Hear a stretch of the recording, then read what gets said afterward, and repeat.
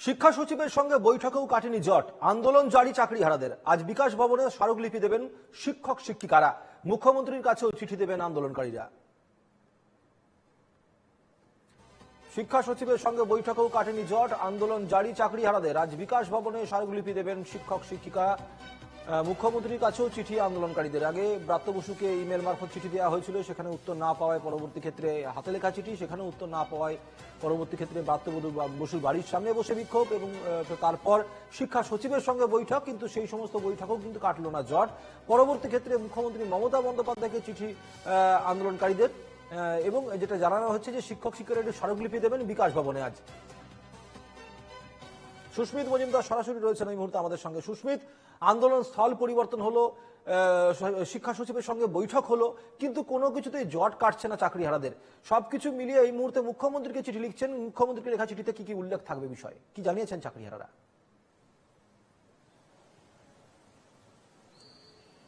দেখো, একেবারেই আইনি জটিলতা না প্রাতিষ্ঠানিক ব্যর্থতা বা প্রাতিষ্ঠানিক দুর্নীতি যেমনটা তারা বলছেন, এই ধোঁয়াশা কিন্তু এখনো পর্যন্ত কেটে ওঠেনি। যদিও উচ্চ আদালতে বিষয়টি গিয়েছে, এখনো পর্যন্ত বিচারাধীন রয়েছে বিষয়টি, তারপরেও তারা কিন্তু এখনো স্পষ্ট কোনো উত্তর তারা পাননি। তার কারণ শিক্ষক শিক্ষিকা শিক্ষাকর্মী তারা কিন্তু আজকেও সেই খোলা আকাশের নিচে পথে তারা বসে রয়েছেন।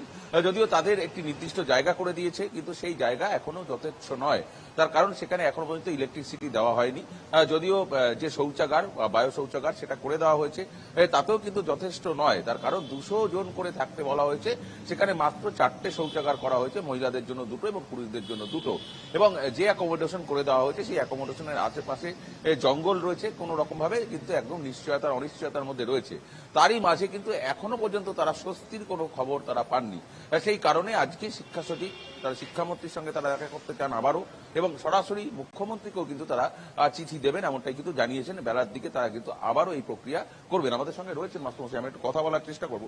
মাস্টারমশাই, এই যে আইনি জটিলতা বলছে, আপনারা বলছেন প্রাতিষ্ঠানিক ব্যর্থতা বা প্রাতিষ্ঠানিক দুর্নীতি, যাই হোক, সেই জায়গা থেকে দাঁড়িয়ে আপনারা একটা অনিশ্চয়তার মধ্যে রয়েছে, ধোঁয়াশা এখন পর্যন্ত কাটেনি। কি বলবেন, এখন কি করতে চাইছেন আগামী কর্মসূচি বলতে আমাদের রিভিউ পিটিশন করা হয়েছে, সরকারের থেকেও করা হয়েছে এবং আমাদের মঞ্চ থেকেও রিভিউ পিটিশন করা হয়েছে।